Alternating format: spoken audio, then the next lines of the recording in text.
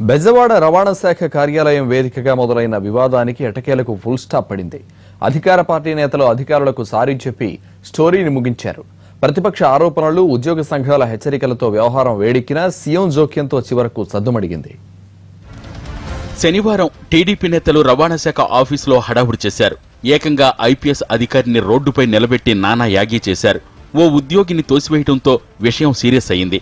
TDP నేతలు క్షమాపణలు చెప్పకుంటే pen down చేస్తామంటూ ట్రాన్స్పోర్ట్ జేఏసీ నేతలు హెచ్చరించారు. ఉద్యోగిపై చేయి వేసిన ఎమ్మెల్యేపై కేసు నమోదు చేయాలని కూడా డిమాండ్ చేశారు.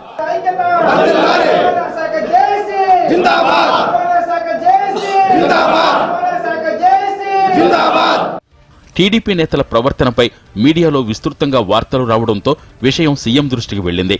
తనను వచ్చి కలవాలని టీడీపీ నేతల్ని ఆయన ఆదేశించారు. ప్రభుత్వానికి తలనొప్పులు తెచ్చేలా ఎందుకు ప్రవర్తించారంటూ చంద్రబాబు ఆగ్రహం వ్యక్తం చేశారు. ప్రభుత్వంలో ఉన్నవాళ్లు మరింత సంయమనంతో వ్యవహరించాలని, అధికారులపైకి ఎందుకెళ్లారని నిలదీశారు. రవాణా శాఖలో అవినీతి ఉంటే మీరు కార్యాలయానికి వెళ్లి గొడవ చేయటం ఏంటని సీఎం ఫైర్ అయ్యారు. క్షమాపణలు చెప్పి వివాదాన్ని ముగించాలని ఆదేశించారు. దీంతో టీడీపీ నేతలు జరిగిన పరిణామాలకు సారీ చెప్పారు.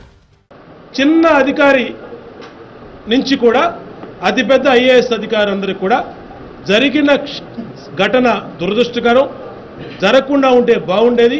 మీ మనసులో ఎవరన్నా కనుక మా ప్రవర్తన వల్ల నొచ్చుకుని ఉంటే మరి మేము సారీ చెప్తున్నామని కూడా మీ అందరి అధికారుల మధ్య జేఏసీ సభ్యులు ఉన్నారు, వాళ్ళ సాక్షాత్తు బాలసుబ్రహ్మణ్యం గారు అందరూ కూడా ఉన్న సందర్భంలో అందరి ముందే మేము సారీ చెప్పడం జరిగింది.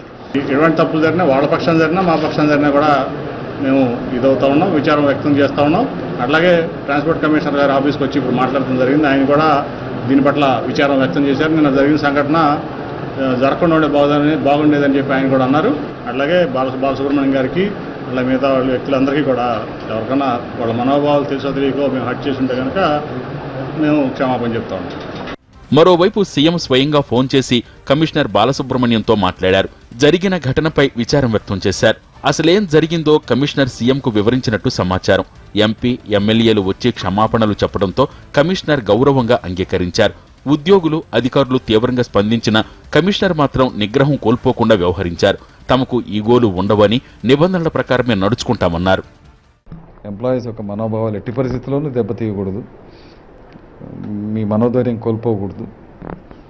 నా గవర్నమెంట్ మీకు అండగా ఉంటుంది, దానికి తగినట్టు చర్యలు తీసుకుంటా అని చెప్పారు. మీరు ఇప్పుడు చూశారు. అవి ఆరోపణలు అండి, అంతవరకే పెట్టాలి. వాటి గురించి ఎక్కువగా ఆలోచించకూడదు. ముఖ్యమంత్రి గారి దృష్టిలో ఉన్నాయి. వారు తగిన విధంగా వారితో మాట్లాడారు, మందలించి పంపించారు. మనం ఇంకా అక్కడితో దాన్ని వదిలేసేయాలి, అయిపోయింది. అధికారులు, నేతల మధ్య వివాదం ముగిసిన పొలిటికల్ గా మాత్రం హీట్ పెంచింది. వైసీపీ నేతలు నిరసన ర్యాలీ నిర్వహించారు. ఐపీఎస్ అధికారుల మీద చేసిన దాడి కానీ, చేసిన ఆరోపణలు కానీ ప్రజా సమస్యల్ని పరిష్కరించే భాగంగా కాకుండా కేవలం స్వార్థం కోసం తాము చెప్పినట్లే ఈ రాష్ట్రంలో అధికార యంత్రాంగం అంతా కూడా నడుచుకోవాలనే ఒక కుట్రపూరితమైన ఉద్దేశంతో చేసిన దాడిని చెప్పేసి మేము మనవి చేస్తా ఉన్నాం. ఇతర ట్రావెల్స్ తో ఉన్న వివాదాలే టీడీపీ నేతల ఘర్షణకు కారణంగా తెలుస్తోంది. ప్రస్తుతం అసెంబ్లీ సమావేశాలు జరుగుతుండటంతో ఈ వివాదాన్ని సభలో ప్రస్తావించేందుకు సిద్ధమవుతోంది వైసీపీ.